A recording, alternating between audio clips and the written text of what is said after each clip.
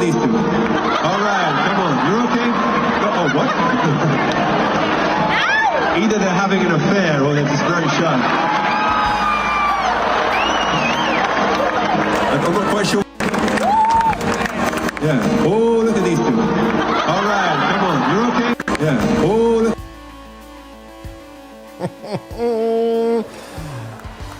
Good morning. Rise in freedom. Happy Freedom Family Friday, America. Austin Petersen here, joined by the one and only smoking hot, redheaded libertarian wifey, Stephanie Petersen, live and in studio. Hello. Why do men always cheat with women who are ugly? I have no idea. And Stephanie's going to stay with us here in studio as long as Hazel keeps dreaming about constitutional rights and mama's milk. Hazel, we're rooting for you, baby girl. Well, she was up for most of the night, so I think we will have no problem here. She's Don't, probably Stephanie, will you please stop it with your jinxing of things? You're the ultimate jinx. Well, I'm just saying the probability is high that she'll be tired. Just don't even say that. You need to be knocking on wood if you're going to say something like that. I'm not superstitious. Knock on wood, I got it. I'm not superstitious, but I am a little stitious. Mighty Megatron says, for real, you're supposed to upgrade when you cheat. I know. Younger and hotter. Yeah, it's like, but I know you say men will go for anything. It's all about, it's old and new. That's all it is for men. It's just, they just want a fresh face. Yeah. Even if it's an ugly face. Yeah, it's quite an ugly face. And you know what's funny is all the photos that are coming out of her now, like her LinkedIn profile, is that she looks so much prettier in her photos. Just like so she probably is prettier. Maybe that's just a really ugly photo. You know, it's probably on some, the lighting is bad. And she looks like she needs to dye her hair. It looks like a gray fade going on there. I love this how like with it when you freeze frame it, this video here, you can actually see the moment when they realize the jig is up. Look at his face right there. You can see it. I don't understand like how people think they can go in public anymore and do stuff like this and go and get away with it. I mean, you're going to go to an event with thousands of people and you think you're not going to get recognized by somebody? You think somebody somewhere is not going to have a cell phone camera? I don't know this guy, but apparently the internet does. He's the CEO of a company called Astronomer. That's related to SETI, the Search for Extraterrestrial Intelligence. He's a conspiracy theorist. No, well, maybe. But these are the guys who they have the giant satellites and they're... I thought you were going to say a giant something else. Well, oh, boy. I have no idea. She doesn't look like... That's why she's in the relationship. No, he's the CEO. She's the head of HR. She's the HR lady. And but of course, this went viral so fast. This might be the fastest viral story at the speed of sound. Lights are That's off exactly in a what paper bag. he does business with. The speed of light, speed of sound. It's all in alignment. A Coldplay kiss cam that accidentally launched the CEO of a tech startup into the upper atmosphere of public shame. So we'll talk about that this morning. Yet another reason to hate HR, says Y2 Joe. Exactly. He's probably polyamorous, so we have nothing to worry about here. He's just a creep. Also in the news today, a little bit of good news. In my opinion, CBS is canceling The Late Show with Stephen Colbert. And the tears on TikTok could irrigate half the Midwest and refill Lake Powell. I used to like him. I hated him. Stephen Colbert forever. Never liked him. His ears are funny. There you go. That's why people think he's funny. I was always more of a Norm Macdonald guy. Trump is throwing legal punches at the Wall Street Journal. Speaking of Norm Macdonald. No offense, but it sounds like some fucking commie gobbledygook. Trump is throwing legal punches at the Wall Street Journal while torching his own supporters over the Epstein files. I've never heard Trump or seen Trump do this, where he's actually been calling out his own supporters, calling them former supporters, saying nasty things about him, or saying nasty things about them. This was not Trump. You have to understand, like, it's a big deal that Trump is now attacking his own supporters and calling them former supporters for his behavior of the Epstein files. And then yesterday, I read to you from the Wall Street Journal that letter that they're saying that he wrote allegedly to them. Yeah. Trump is saying that he's going to sue the Wall Street Journal over this. And now he's going to appoint a special prosecutor, I believe, or they're doing like, I have the data here about what Trump's going to do with Pam Bondi and the Epstein files. He has nothing to lose. Yeah. He's not going to run for president again. He doesn't need these people. Yeah. He's just going to make another show and be like, you're fired, and then he'll be fine again. Peter Jackson, yes, the Hobbit guy, is funding a real-life Jurassic Park. Oh, boy. To bring back a 600-pound bird from extinction, the moa bird. A 600-pound bird. Yeah, you sent this to me. Yes, in the middle of the night while I was scrolling. Yeah. So we've got all that today. Coldplay, Stephen Colbert, Trump's alleged letter that the Wall Street Journal is going to get sued over, Peter Jackson bringing back dinosaurs, and guess what? We've also got bonus content for you today. Yay. Maybe or maybe not bonus, baby. Not sure. Don't think so. Hopefully not. But how does the bonus content program work, Steffi? Let them know. So we have to raise $75 during the course of the show, and you can do that in many different ways. One, you can go to forlibertyshop.com, and you can purchase any of your favorite items, including some Founding Flavors coffee. So that's one way that you can get to the 75. You can also send Rumble Rants. You can subscribe. You can gift subscriptions on Rumble as well. You can also go to wakeupamericashow.com/support, and you can give money that way. That's actually how we get the most out of our donations. Yeah, when they become subscribers, monthly subscribers at wakeupamericashow.com/support. Yeah. But when they give a little, they get a little. It's not as if like people are just like, oh, I'm just going to throw a little money in there and we don't get anything for it. If we hit the $75 mark during the show today, then that unlocks a mini documentary that they get to watch. Yeah. And if we don't unlock it, one, I'm scared. Two, the mini documentary goes away forever, which you don't want to have happen. So don't miss out. That's a lot of work wasted, unfortunately. It is, but it's a great way to introduce FOMO. Yeah. Don't you wonder What's in the documentary? Don't you want to know what today's is about? They're always a lot of fun. So let's get it. Let's get the fun rolling and hit the Grift Shop. That's thegriftshop.com, because why shop when you can grift in style? Head on over to thegriftshop.com, grab some coffee. Let's start this circus. All right. Here we go. Here we go. All right, let's talk about what might be the funniest tech scandal of the decade. Coldplay concert, a kiss cam, and a CEO looking like he just got spotted by Homeland Security. Here it is. All This is right, the video. you okay? Oh, my gosh. Astronomer CEO Andy Byron. I wonder if those are his coworkers in the background who are cheering. It's all going to come out. I doubt that those are his coworkers. Now, the lady next door to them, now she looks like she's in on it. She looks like she knows what's going on. She's probably like her bestie. Yeah, and she looks like she's like, I told you guys not to do this. That's his wife right there. No. Maybe that's his wife. No. But she looks like she knew what was going on. Yeah, and she did. And the number one comment people were saying yesterday is all they had to do was act normal. Right. If they had not done it, if they had not said anything, not acted all strange, no one would be looking at them like this. And I mean, technically, he's not cheating, right? Like, he hasn't kissed her. He hasn't done anything. Stephanie, if you saw me at a concert... he's just doing a trust fall. Stephanie, if you saw me at a concert holding a girl like that, yes, how would you react?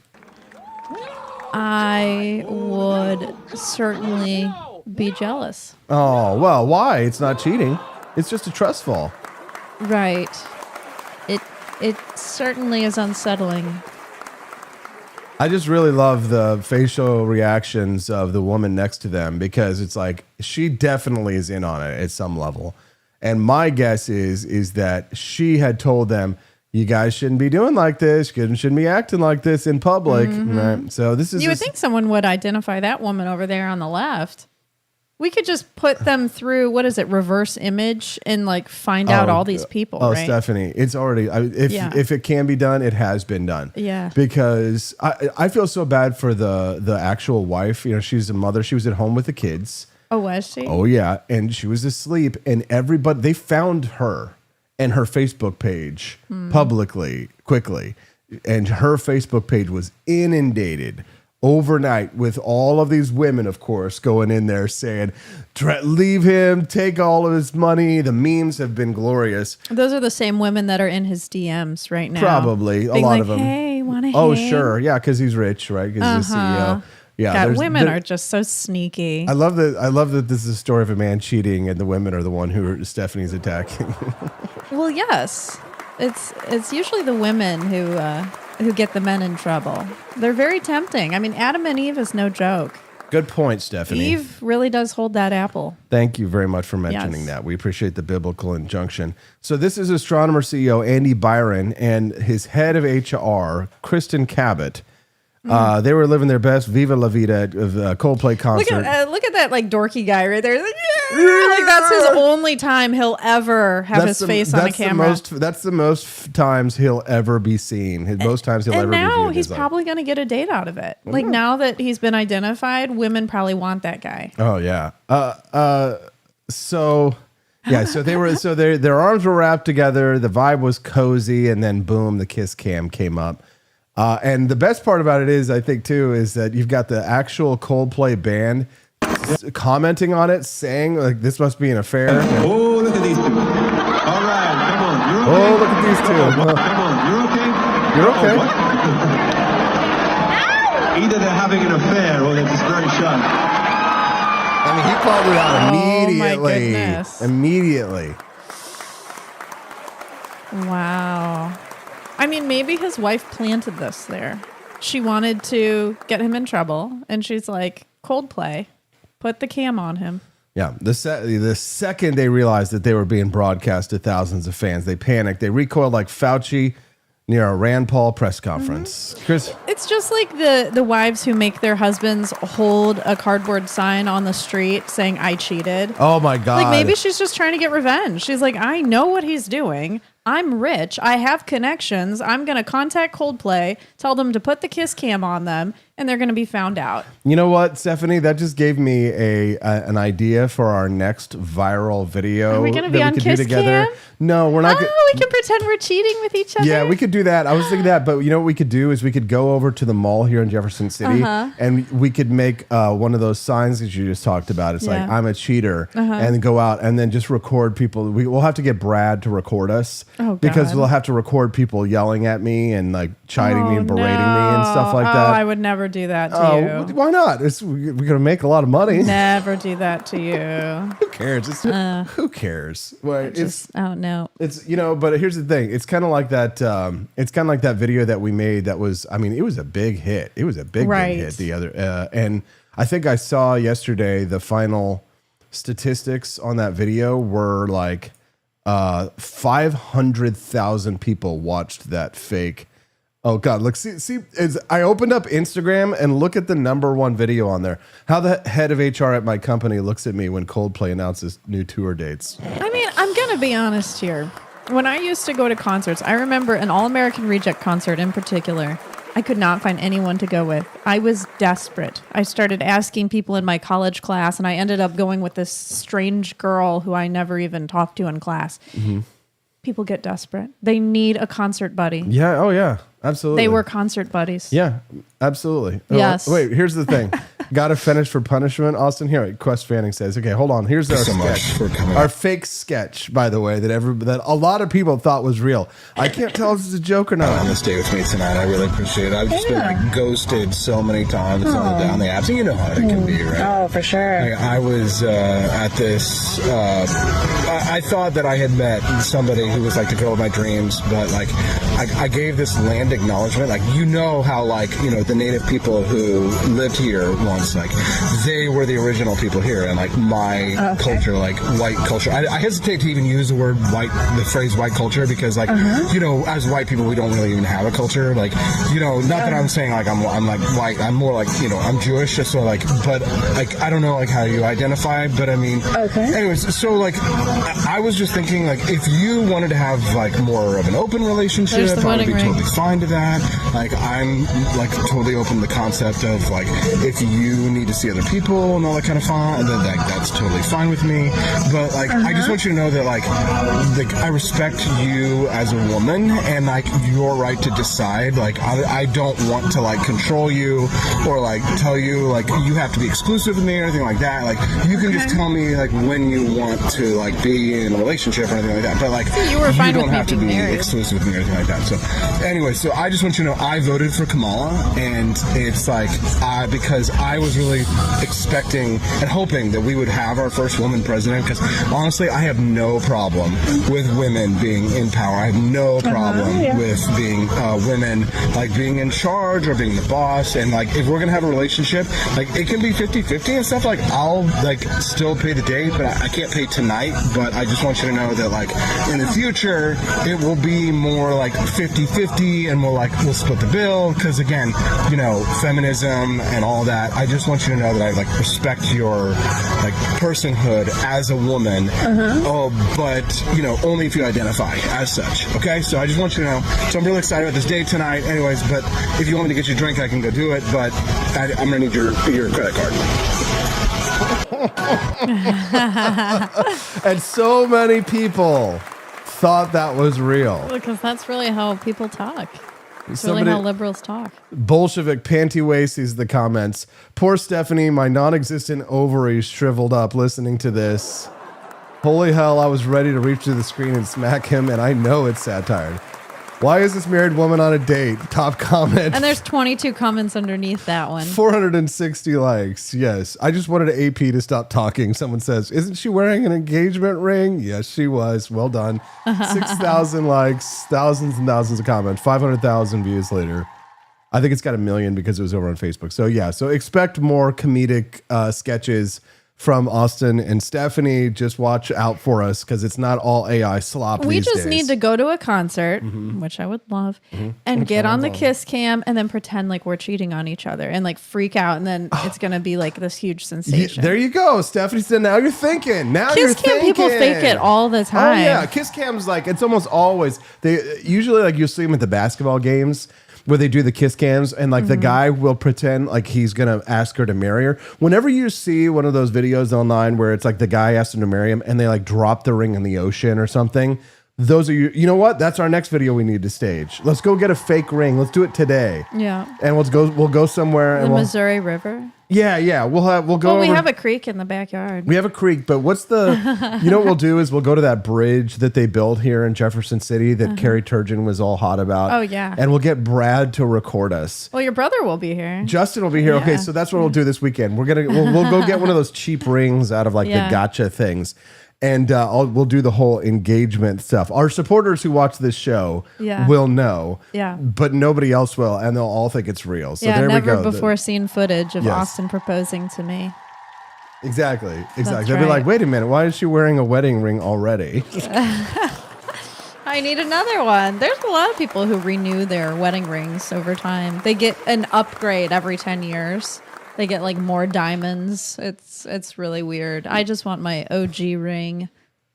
I sent you some kiss cam videos. Did you want to go through those Where did now you send or them? later on your Facebook here? Yes, I will pull them up in just a moment. Yes, I will pull them up. Since we're talking about kiss cam, they're mostly all staged from what I see.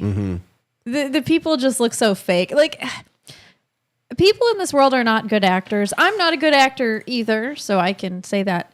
But Austin's a good actor because he is an actor by trade. Most people can't fake it. They don't know how. I like the memes that have been coming out from it. This one, like a fake LinkedIn profile, says hashtag open to work.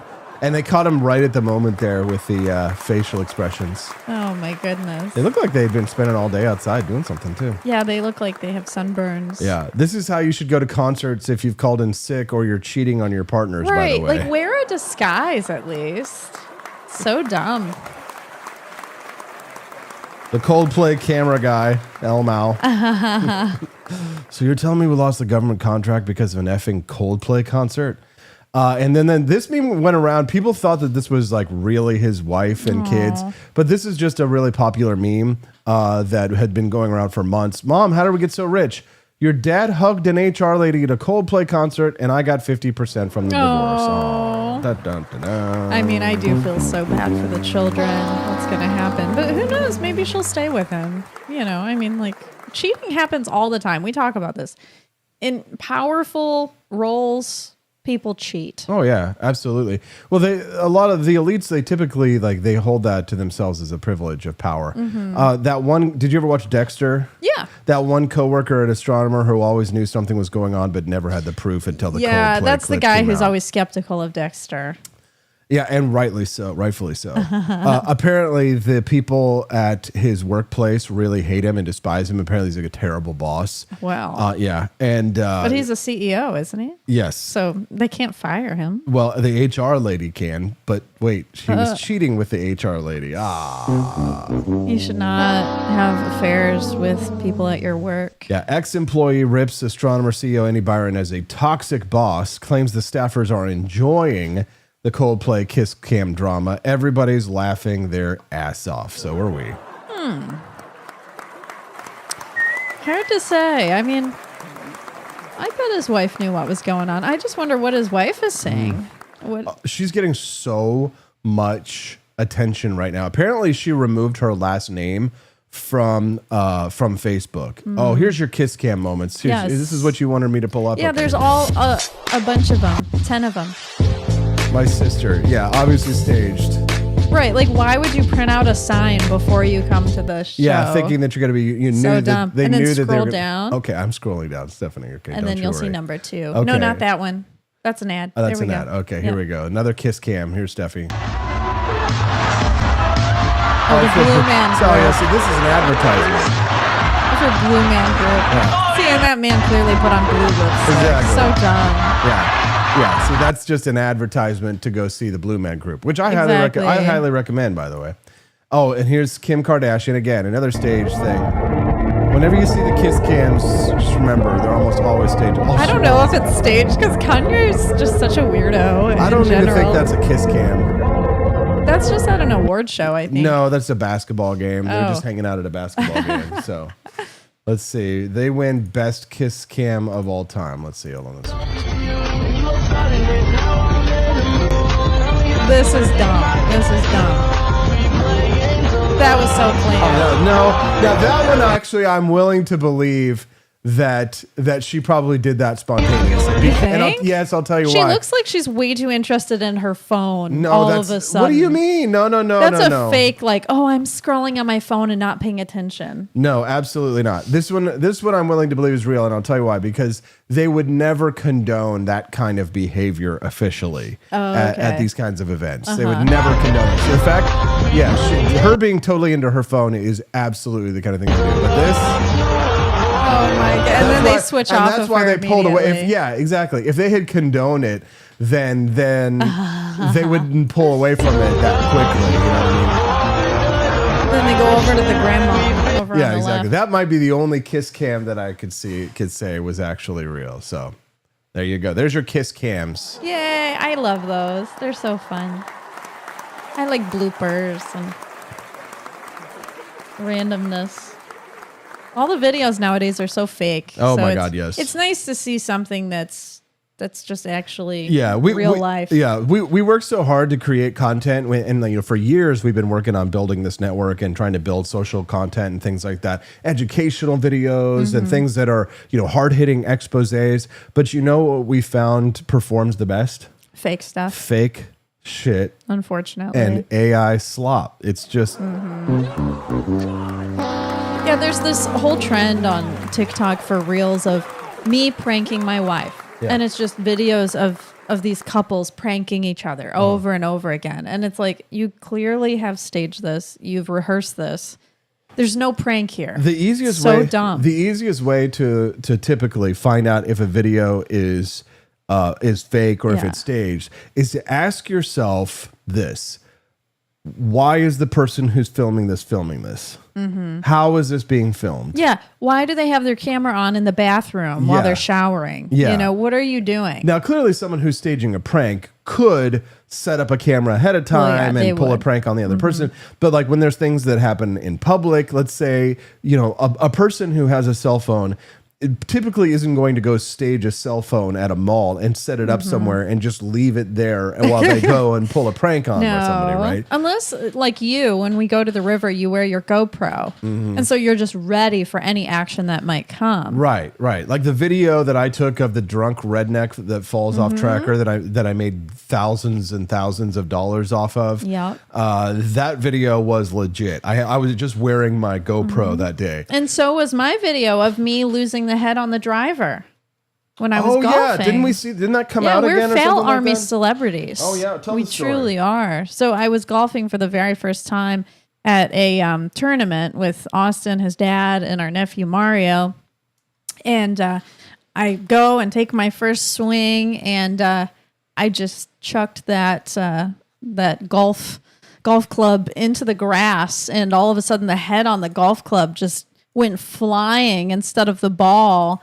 And Austin was obviously trying to take a picture of me, trying to take a video of me because it was my very first swing, and it just happened. Yeah. So that was random. It was not planned. Yeah, that was kind of funny. And then we submitted it, and now it makes it like onto Fail Army all the time. So this was we haven't made money from it. I know, really. it's so weird. I made so much money off of this video coming up here now from Fail Army, but the other one I didn't get paid for at all. Here we go. Check this out. Woo! Woo! That's me going, woo! Whoa! Oh, God. I wonder where that man is now. I'll be at that man. He's probably not even alive anymore. Dude, Dude, that was awesome. that was awesome, man. Look at that. They're all those little redneck kids. Little redneck. Oh, my goodness. His life expectancy is not very good. Oof. I may not even be alive right now, actually. Yeah, Look at him. know. Here he is No. coming to give me a high five right now. High five! High five. Like, oh, that was awesome. Whoa! Yeah, he got a bruise from that on his booty. I'll be at that man.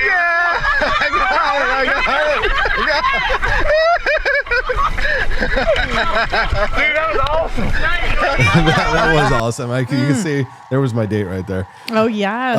That was a great trip. That was the Shenandoah River in Virginia, and that video is one that I made some of the most money I've ever made off of a video ever before. Right there, and that was video. before Reels. That was during the days of America's Funniest Home Videos. Yeah, this is 12 years ago that this. Deep in the heart of the Shenandoah River Valley lurked a gang of rednecks so drunk on moonshine that they threw themselves one by one into the river off a tractor. This is that video.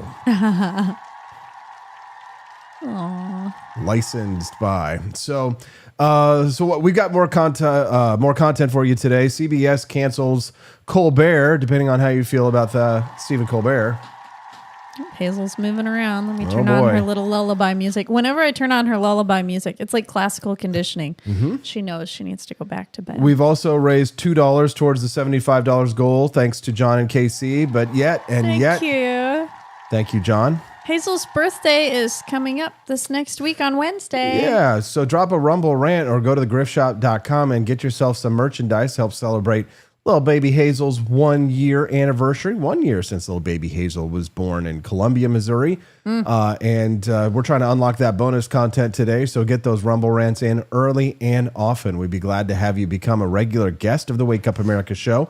If you haven't already, click the like button. And if today's your first time watching, make sure you click the follow button as well. If you're watching us at rumble.com/AP4Liberty, then we hope that you guys will become a regular guest. If you click the follow button, you'll get a notification whenever we go live, which is 5 days a week, Monday through Friday from 7 to 9 a.m. Central Time. We're going to take a quick little break. When we get back, we've got Stephen Colbert getting canceled. It's the Wake Up America show on the 4 Liberty Network.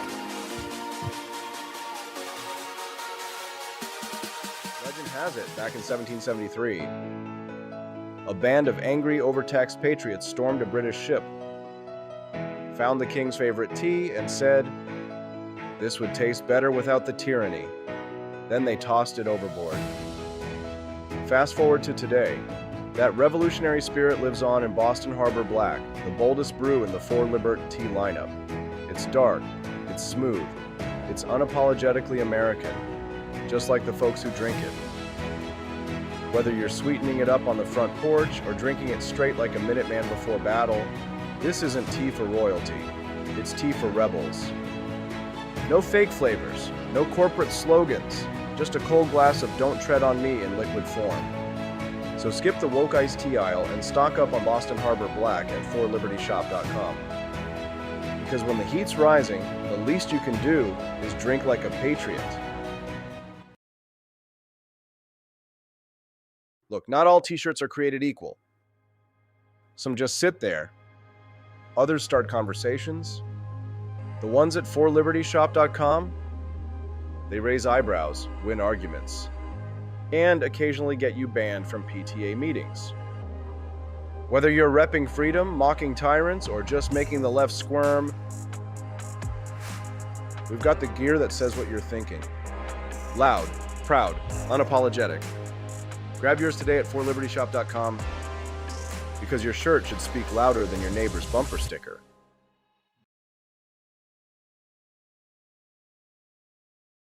Here at Alligator Alcatraz, the fence keeps them in. But slip up, and you're on my plate. Looks like breakfast is making a run for it. We got 3 hot meals trying to check out early from Alligator Alcatraz. They can splash, they can sprint, but there's no escaping Alligator Alcatraz. Caught 2. The third? Huh. The swamp's got its own way of catching runaways. Mama was wrong. Gators don't need toothbrushes. Just an honest job making America great again.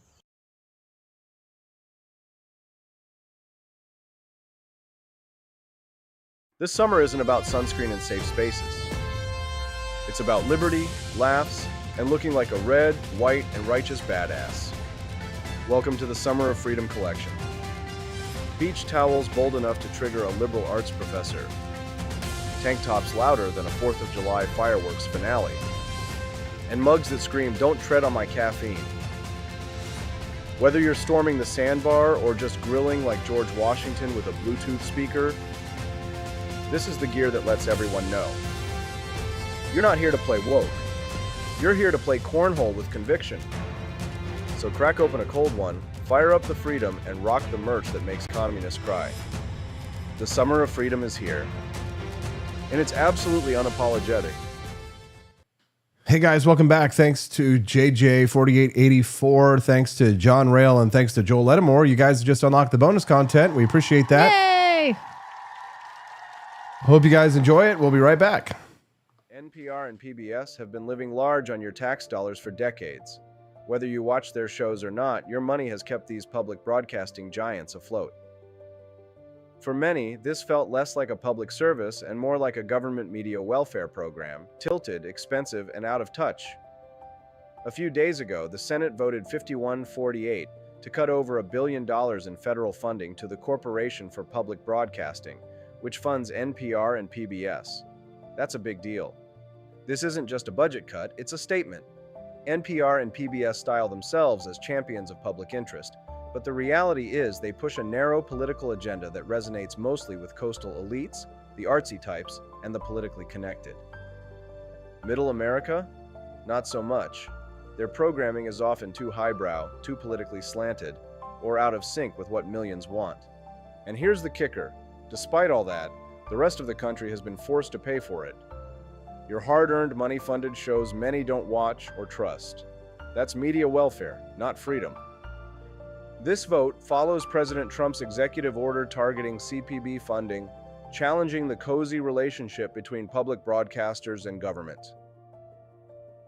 Defenders warn rural communities will lose emergency alerts and local news, but it's 2025. Nearly everyone has a smartphone with more computing power than NASA had to land on the moon. Satellite internet and streaming platforms have made traditional broadcasting less critical. If your phone can stream cat videos from halfway around the globe, it can handle a tornado warning too. Editorial independence? When your paycheck depends on government handouts, don't expect fearless journalism. NPR and PBS have cozy ties to political elites, soft-pedaling stories to keep funding flowing. If you genuinely enjoy their programming, great. Support them voluntarily, subscribe, donate, buy merch. But forcing everyone else to pay? That's not freedom. This cut is also a fiscal win.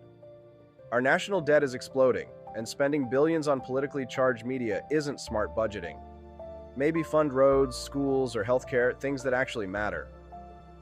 Sure, some rural areas rely on public broadcasting for vital info, but that's no excuse to prop up a bloated, government-dependent media monopoly.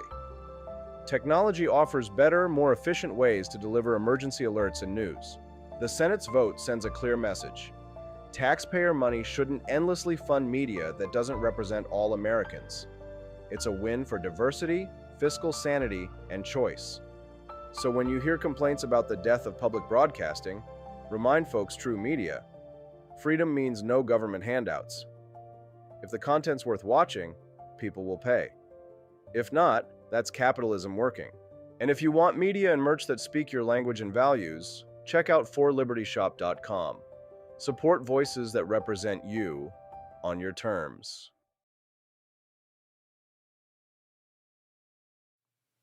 Some folks are skeptical. Thankfully, Big Pharma has come up with a way to reassure the public about their motives, and it's all in their new ad. Are you worried about the future? Unable to sleep at night? Afraid that pharma companies will put their profits ahead of your health? If you are concerned about the cost of a vaccine, ask your doctor about Vaxilax.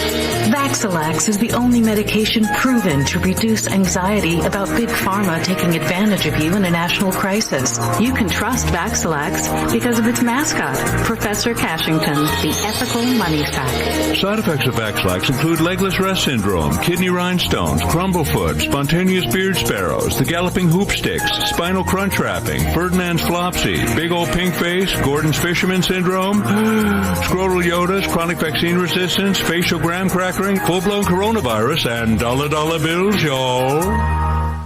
The vaccine. I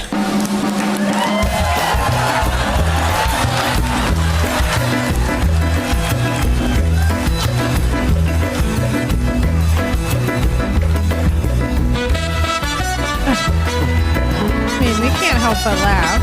It's kind of funny. No, it's not.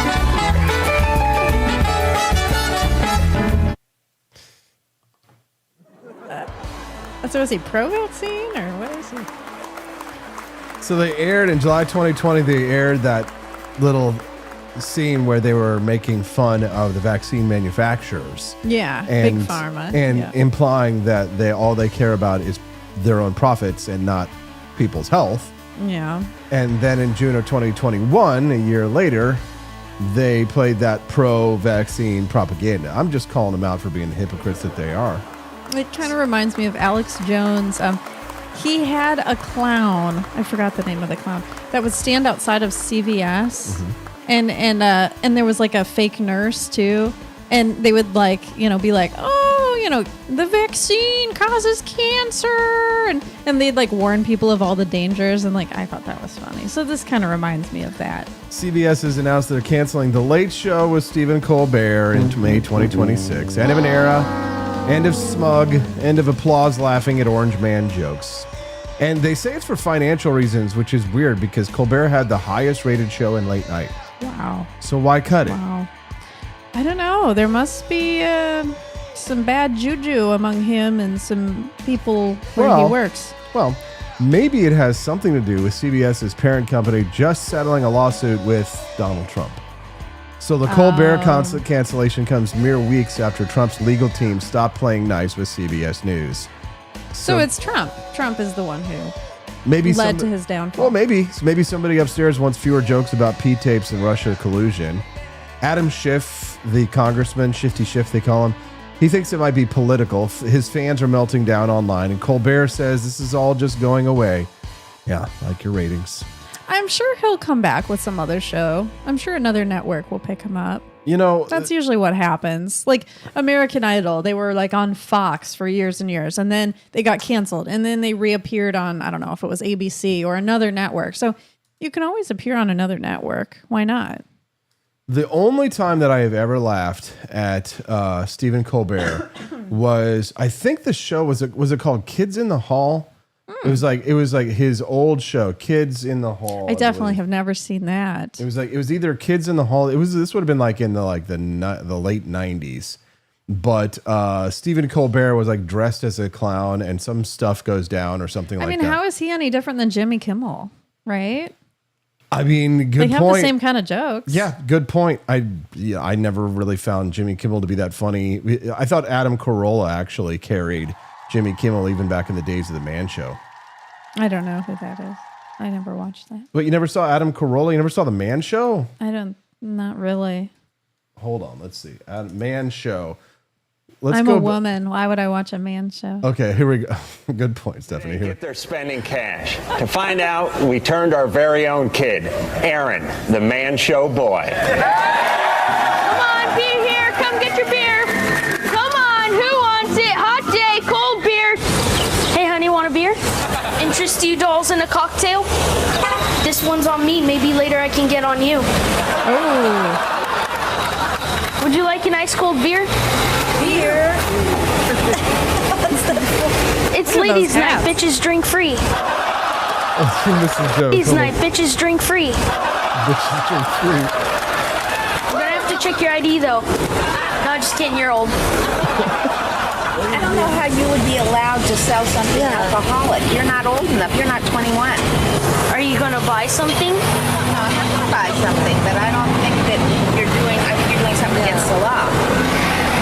Okay, so I suggest you leave. Okay, listen, Hitler. There's no German beer here, so move along. There's no German beer here. What a smart-ass kid you are, boy. You need to loosen up. Have a beer. Oh my goodness. Hey, Toots, how about a beer? No, thank you. Your mouth says no, but your fat gut says yes. Hey, what's up, Julio? Want a cerveza? Whoa. Hey, there's the happy couple. How about a beer? Can I use my laundry dough? You're obviously not using it for laundry. I'll have to. You should drink them both so your girlfriend looks better. Oh my goodness. Would you two young broads like a drink? Hey guys, should I pour you 3? Yeah, that's all we need. That'll 25 cents? Yeah, each. I'm gonna need to see some ID though. You guys look like you barely have pubes. Oh my gosh. I wonder if he's one of those kids that is actually an adult that looks like a child. Were you in the war, sir? He's probably over 18. Kill any crowds? I don't think so. If I did, I don't know it. You were so drunk you didn't know. There you go, man. Head for the mountains, literally. So how's business going? Good. You just started? No, I'm serious though. Head for the mountains. Mm-hmm. Get out of here. Get out of here. I wonder if he really was serving beer to these people. It looks like it, honestly, but you could get away with stuff like that in the year 2001. Oh my goodness. Yeah, that was so inappropriate. Wow, you could not say any of those things nowadays. I love it so much. I'm reading the Hollywood Reporter this morning. It says the awful optics of CBS canceling The Late Show with Stephen Colbert. No, they're freaking out over this. He was good. I used to watch him. There's liberals out there who like to watch this stuff. JJ4884 says, I watched this with my husband. It was funny. Wait, that was Jenny Y. Oh, I was like, JJ, he's straight. We've talked to JJ about his dating See, if they life. had me as a writer on some of these shows, they would never get canceled. No, Jenny Y, who I have no idea who they are because it's the first time I've ever seen their comments on the show. What's up, Jenny? Jenny from the block. Oh, yeah, I do watch a lot of male content. I was just making a joke about why I would watch a man show. Yeah. So the Hollywood Reporter is saying, does the end of Colbert's show in May 2026 relate to the Paramount Skydance merger, to Colbert's criticism of Donald Trump, to the demise of late night television? Who's to say? God, it's like so dramatic, right?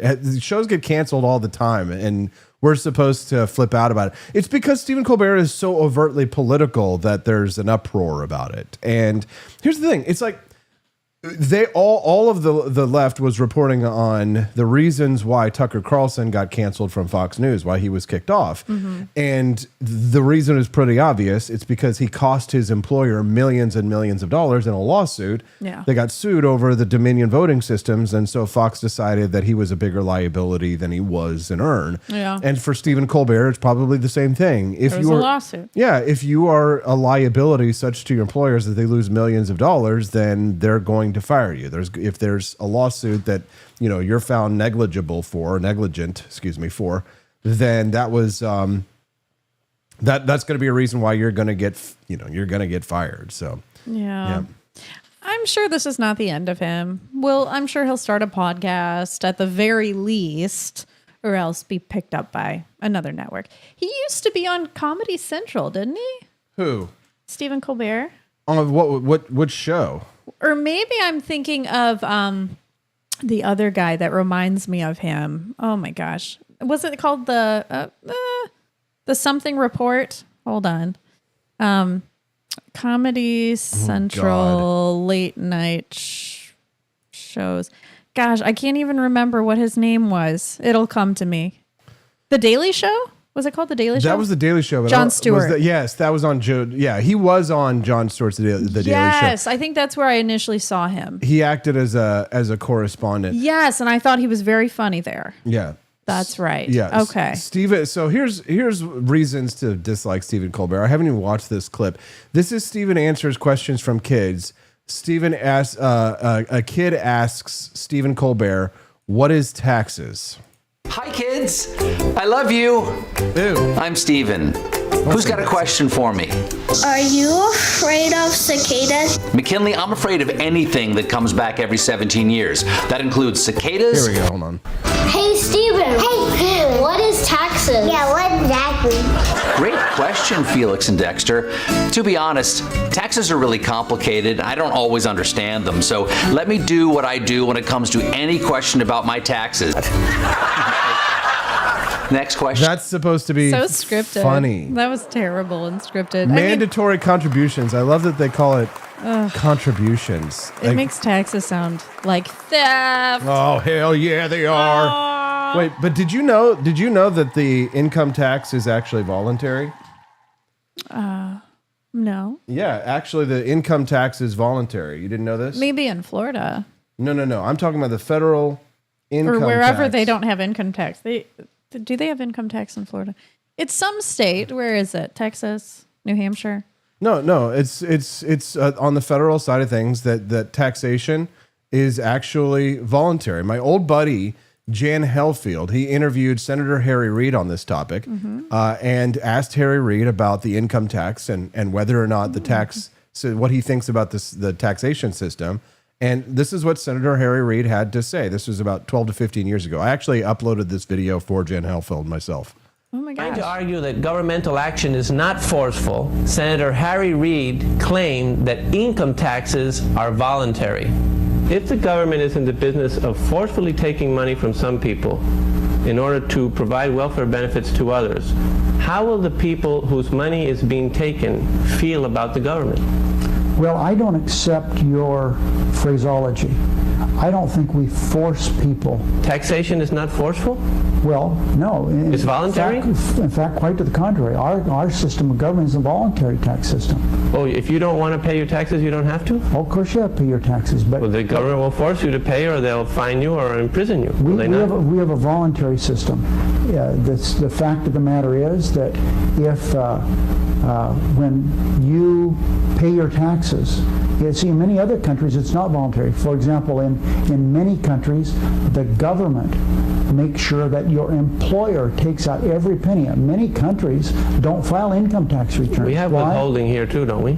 Pardon me? Withholding? With some programs, yes. But I'm talking about in some countries, European countries as an example, you don't file an income tax return. There's no need to, because your employer takes all the money out. That's the difference between a voluntary and an involuntary system. You can't cheat and not pay your taxes. Right. But I don't accept your phraseology that you you forcibly take money from somebody else and give it to that's the way it is on any program. Can the taxpayer... Highway program is the same. We take money, we forcibly take money, in your phraseology, from people and build highways with it. Put people in the Army. Can the taxpayer decide not to pay his taxes if he wants?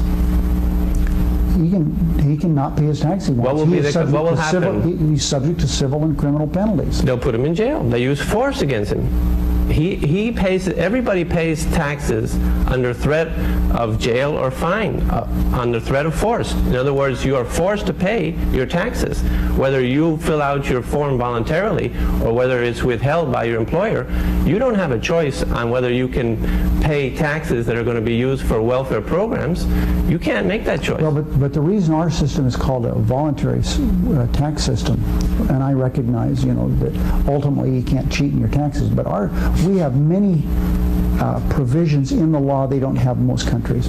We have deductibility for home, interest on mortgage payment. They don't have that in most countries. We have deductibility for certain excessive expenses as it relates to health, doctors, hospitals. That's not the question. Dude, I know. He's moving the point, bro, to where he wants it to go. I was so shocked when Jan Helfeld approached me. This was when I was working at the Libertarian Party. I was so shocked when he approached me with these videos, because I was like, oh my God, I can't believe you got Harry Reid to say this. Is he still alive? Jan, I don't know. I wonder where he is. Last I heard, he found himself some Thai bride, and I think he was last spotted headed towards away from civilization. Yeah. No way. Wow. So I guess you could say that concentration camps were voluntary, right? Yeah, they were voluntary. It's a voluntary system. Anything is voluntary. Yeah. You can choose not to do it, but if you choose not to do it, then something will happen to you. Yeah, exactly. But he says this is a voluntary tax system. Harry this was back when mustaches were popular. Still are, baby. You're bringing it back. In federal account, in national scheme of things, that's quite right. So why should this is Jan Helfeld interviewing Rep. Pete Stark. Pete Stark threatens to throw him out a window. The wealthier we are. The larger the national debt, it's an indication of the wealth of the country. You're right. So Pete Stark here, the Democrat of California, is arguing that the bigger the national debt is, the wealthier the United States is. You owe, the more you're worth. In federal account, in national scheme of things, that's quite right. So why shouldn't we borrow another $1 trillion then next year?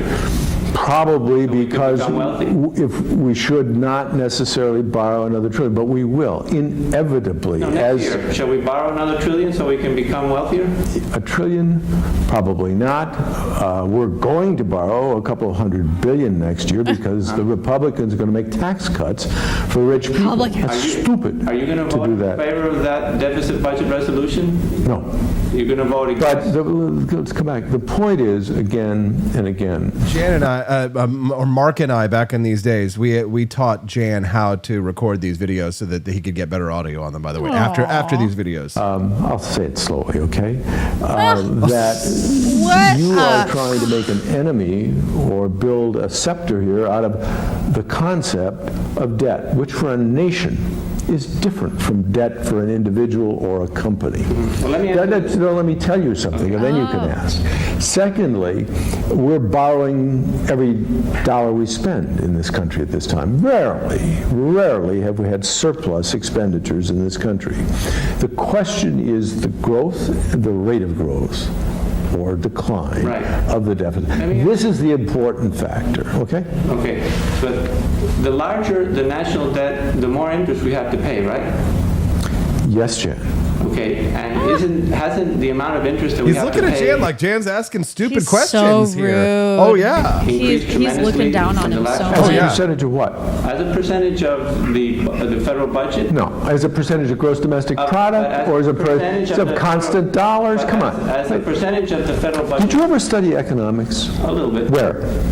in University of Puerto Rico. Oh, in University of Puerto Rico. Do you have a doctorate in economics? No, I don't. Master's degree? No, I This don't. is how our representatives think of us people when we start asking questions. What I would suggest is that you go, they're simple-minded questions that don't relate to the realities. The viewers who don't have a doctorate in economics. Well, if you'd shut up for a minute, why don't you explain to your viewers? You're blabbing away here about something you don't know anything about. Let me ask you the question. No. I'm just trying to ask a question. No, you're making a lot of stupid statements, Jan. This is a question. Do you have to pay more money if the national debt is greater than if you don't, than if it is smaller?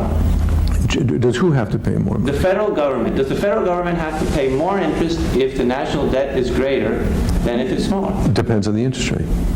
Okay. Assuming it's the same interest rate, does the government have to spend more money on interest payments if the national debt is $5 trillion like it is today, as opposed to 400 billion when you came into office? Does the government have to spend a lot more money in interest? It may, yes. And isn't that a burden on the government's budget, and therefore a detracting from the possibility of economic development? No, it doesn't detract. It may have been used, the debt itself may have been used for economic development. Did you ever think of that?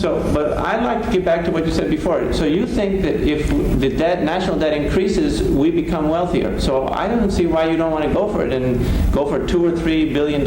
It's why you probably never graduated from a very good college, Jan. And I'm not going to take the trouble to educate you here. Could you explain to the viewers look, Jan, come on, how it is that we become get more real. wealthy? Jan, get real. I can't explain. If you shut up, Jan, I think this interview's come to an end. Someday, when you shut up and you want to talk about something, let's talk about it. Thank you. No, we're done. Get out of here. Let's just change the subject. We can talk about something else. Listen, you get the fuck out of here. I'll throw you out the window. You get the fuck out of here, I'll throw you out the window, he says. This is your representative.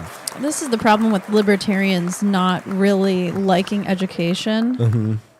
It's that we cannot stand up to the elite because, we don't have that education backing. The elite only respects educated people. Well, and so libertarians, I feel like we need to have that PhD in order to possibly be more respected. Well, here's the thing. He was espousing classic Keynesianism. And even Alexander Hamilton actually made this argument. You don't necessarily need a PhD. You need to read the history of the United States and our economic systems. But in society, education is still very respected. In society, yeah, Yes. amongst the elite for sure. Yes, absolutely. So, like, if he had come back at that, politician and said, "Yes, I do actually have a PhD in economics." Dang, that conversation would have gone way different, I think.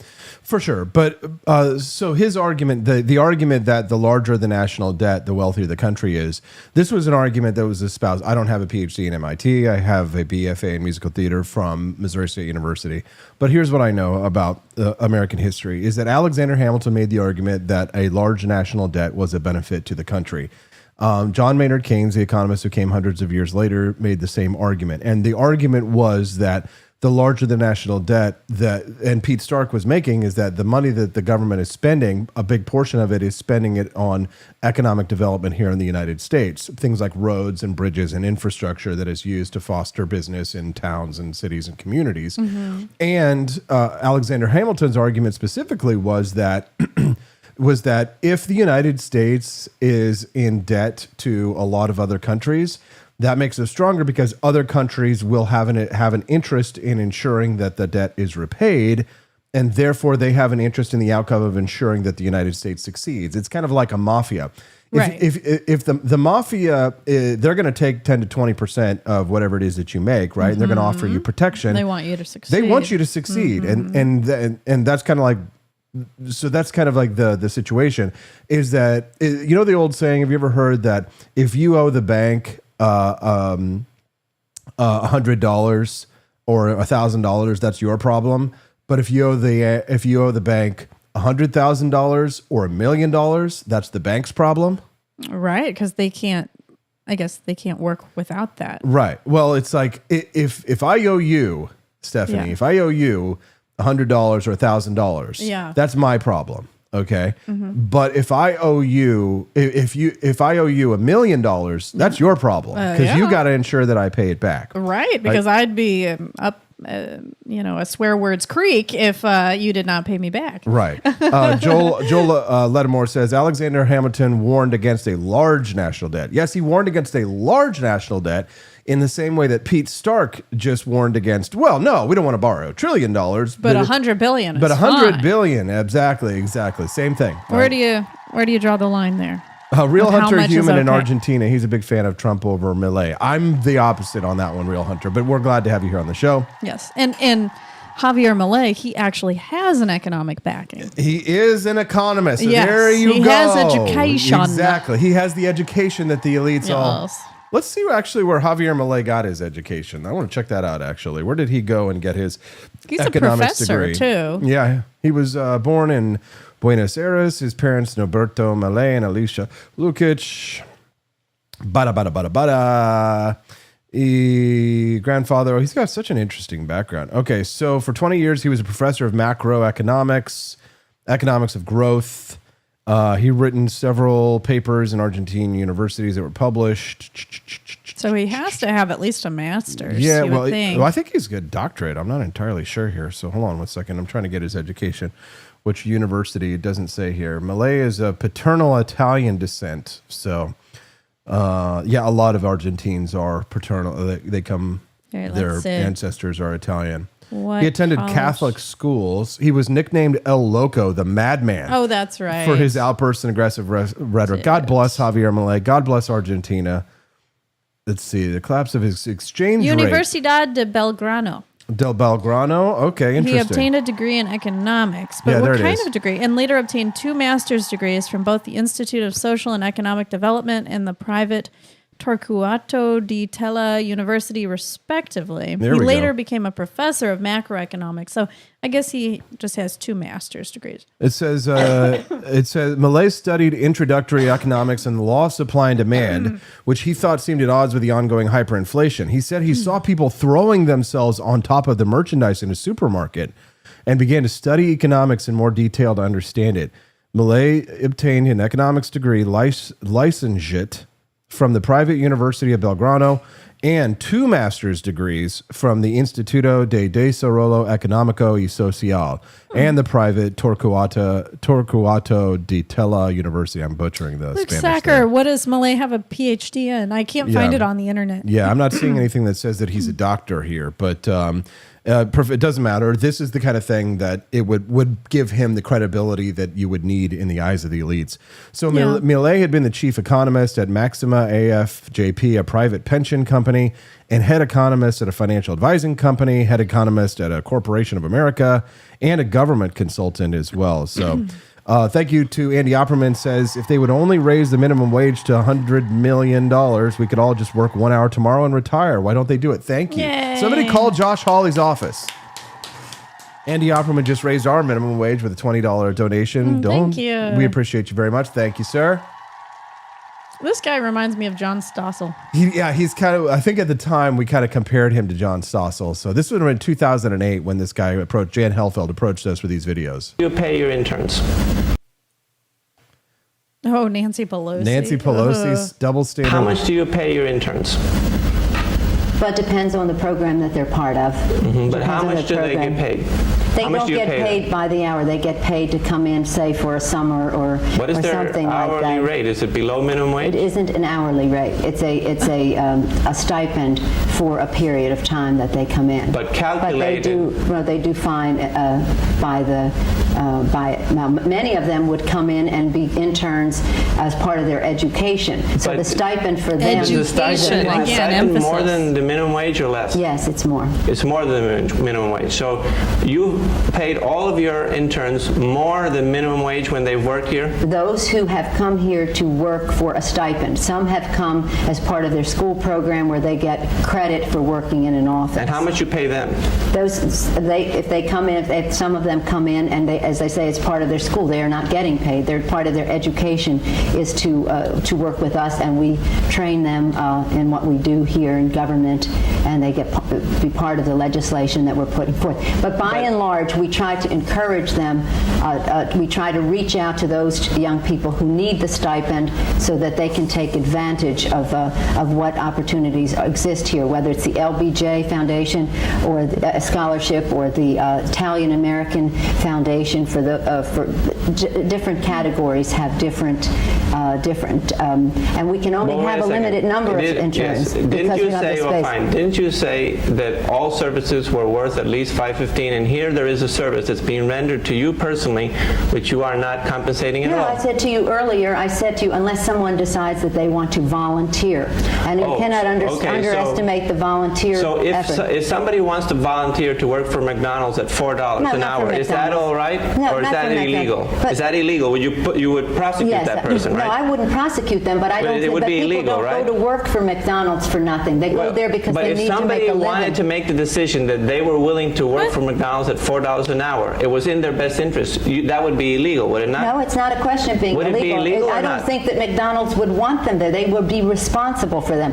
When somebody comes in here to volunteer in our office, we are responsible for them. We must supervise them. We must train them. We must educate them. It is a responsibility that we have. If McDonald's had a program, but if McDonald's had a program where they had, in order to be a McDonald's employee, you had to be an intern and work without pay for a month, would that be illegal? I'm not sure. I don't know. McDonald's, is under a separate law called the Croc Law. Well, it's a separate law. It's a law. It's the Croc Law. He says so. He goes out Burger King then. Fine. Pancake House. It doesn't matter. Any employer that's hiring minimum wage earners, if they had a program where everybody that had to work for a whole month for free as an intern first before they hired them, would that be illegal? Yes. In my view, it would be. I think they should pay them as they train them. In your case, you can hire people for free as interns. It's not illegal.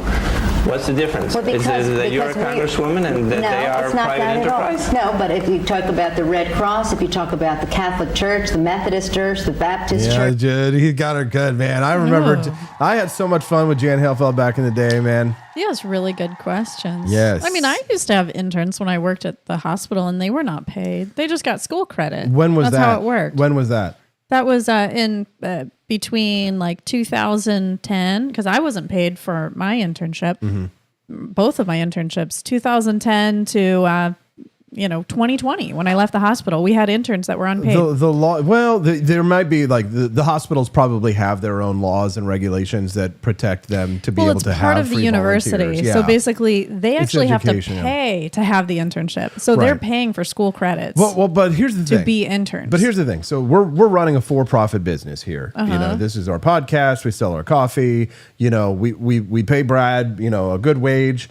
Brad's our employee, and we pay his payroll taxes and all that kind of stuff. There's a minimum wage here in Missouri that we cannot pay below. We cannot pay Brad below. We pay more than minimum wage, but nevertheless, there's a law that protects him, quote unquote, and ensures that we are required to pay him that. Now, the minimum wage notwithstanding, the fact is that if it weren't for minimum wage laws in this country and in the state, we could probably go to like high schools or even middle schools in some cases and find young people who have an interest in becoming content creators, learning how to produce videos, who would probably volunteer to work for us for free. Even some college students and people of that age would probably volunteer to come in here with us, work for free, producing videos, learn how to make content. And maybe if they worked for us for like a month or 2 months or something like that, and we realize, okay, this person's actually really valuable, we could say, okay, we can actually earn this much money from your labor. We'll give you a job. That job might still be below minimum wage, but it would be something that they agreed to and said, hey, this is valuable work for me to do part-time while I'm, in the summer or something like that. But that's illegal. But I don't think it's illegal when someone chooses to volunteer. If they choose to volunteer for no money, that's on them. If they're an intern, I don't know that there's any laws about interns and how much money they have to make, because most interns don't make money from what I understand, unless you're in like a very nice internship. No, most interns do make money because Nancy Pelosi, the reason why he brought that up is because at the time they had passed a law that made it illegal, that it was like a federal thing where there's the federal minimum wage and then there's the state minimum wage, which is weird because like, what's the point of having two? But they had passed a law at the time where only certain industries, like hospitals and Congress, they exempted for themselves being forced to pay interns, but private companies were not allowed to do that, right? So if you're a private company like us, you're not allowed to take on an intern for a month and pay them less than minimum wage. You have to pay them as an employee, which kills a lot of opportunities. Because who knows, there could be an potential intern here in Jefferson City that would be great for us to bring on and test them out and see if they're good at this and maybe they could learn. But we can't afford to pay them right away to train them because honestly, I don't know. We might have to check the laws on that because I don't think it's a legal issue. It is a legal paid issue. Versus unpaid interns. It absolutely is a legal issue. It absolutely is. Look it up. While you look it up, I don't know, but I while definitely you look can it up, look. while you look it up, we're going to go play the bonus content because everybody's been so generous that they have unlocked the bonus content today. We want to make sure you get to see it. By Crom, how is she still in office, says the bringer of steel. I don't know. We'll be right back. It's the Wake Up America show on the 4 Liberty Network. So if the Have internship been is living large on your tax dollars for decades. Whether you watch their shows or not, your money has kept these public broadcasting giants afloat. For many, this felt less like a public service and more like a government media welfare program, tilted, expensive, and out of touch. A few days ago, the Senate voted 51-48 to cut over $1 billion in federal funding to the Corporation for Public Broadcasting, which funds NPR and PBS. That's a big deal. This isn't just a budget cut, it's a statement. NPR and PBS style themselves as champions of public interest, but the reality is they push a narrow political agenda that resonates mostly with coastal elites, the artsy types, and the politically connected. Middle America? Not so much. Their programming is often too highbrow, too politically slanted, or out of sync with what millions want. And here's the kicker. Despite all that, the rest of the country has been forced to pay for it. Your hard-earned, money-funded shows many don't watch or trust. That's media welfare, not freedom. This vote follows President Trump's executive order targeting CPB funding, challenging the cozy relationship between public broadcasters and government. Defenders warn rural communities will lose emergency alerts and local news, but it's 2025. Nearly everyone has a smartphone with more computing power than NASA had to land on the moon. Satellite internet and streaming platforms have made traditional broadcasting less critical. If your phone can stream cat videos from halfway around the globe, it can handle a tornado warning too.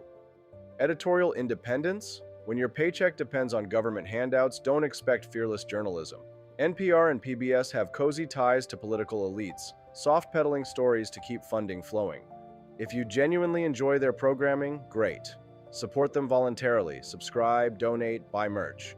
But forcing everyone else to pay? That's not freedom. This cut is also a fiscal win.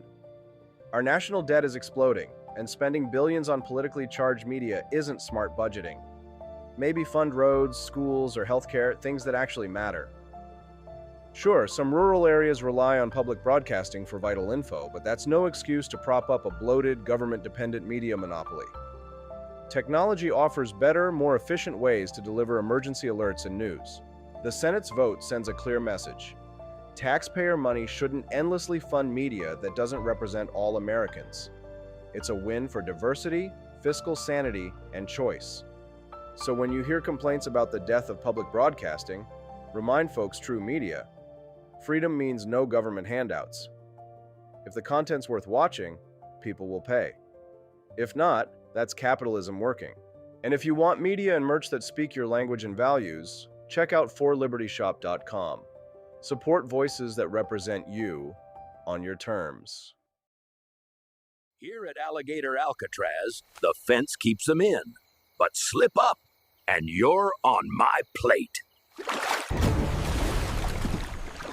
Looks like breakfast is making a run for it. We got 3 hot meals trying to check out early from Alligator Alcatraz. They can splash, they can sprint, but there's no escaping Alligator Alcatraz. Caught 2. The third? Huh. The swamp's got its own way of catching runaways. Mama was wrong. Gators don't need toothbrushes. Just an honest job making America great again.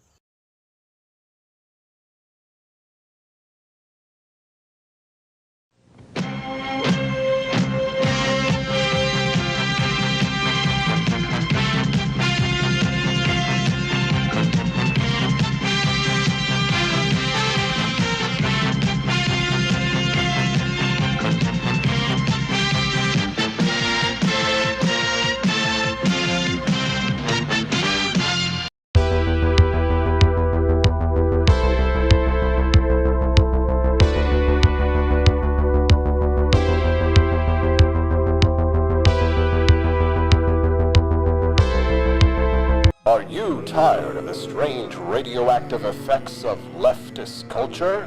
Do you ever wonder what happened to good old-fashioned American values? Well, fear no more, because there's a new force fighting back against the cultural rot of today. Introducing Culturama, a right-of-center talk show that's taking back the future today. Hosted by none other than blonde bombshell herself, Daniela Pensack. She's not just talking, she's taking culture back, with sharp takes, brilliant guests, and a few surprises along the way. Tune in to the live video podcast twice a week, because the future doesn't have to be weird. It can be Culturama. If there wasn't going to be somebody who was a fiery champion of liberty, somebody who would get out there and who would be aggressive, and if they wouldn't do it with more fire or passion than I had, then I would go and I would fight this battle for us. I've fought for the principles that we all share. Parties tend to be secondary to me. We're here because we believe in the principles of liberty. I am not a perfect messenger, but I think I'm a damn good one. This is a replica of our first president's flintlock pistol. You have my full support, my respect, and my gun.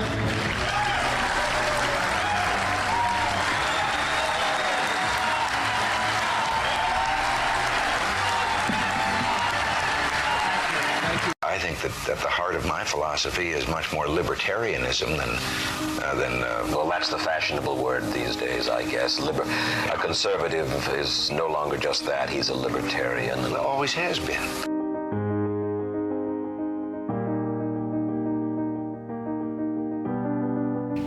Yet any time you and I question the schemes of the do-gooders, we're denounced as being against their humanitarian goals. They say we're always against things, we're never for anything.